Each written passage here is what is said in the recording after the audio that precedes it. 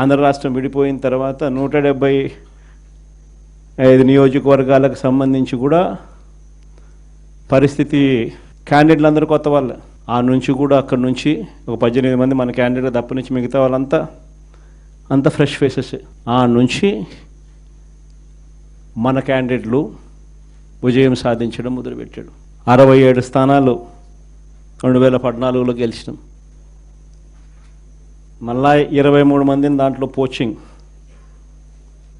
మళ్ళా మనల్ని పార్టీని వీకెన్ చేయడం కోసం అని చెప్పి 9 మంది ఎంపీలు గెలిస్తే 3 ఎంపీలను పోచింగ్, 67 మంది ఎమ్మెల్యేలో 23 మంది ఎమ్మెల్యేలు పోచింగ్.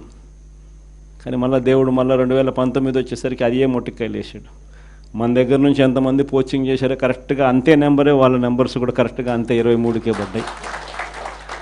ఎంపీలు ఎంతమందిని పోచింగ్ చేశారో మళ్ళీ కరెక్ట్గా అంతే నెంబర్స్తోనే వాళ్ళ నెంబర్లు కూడా కట్టడయ్యాయి.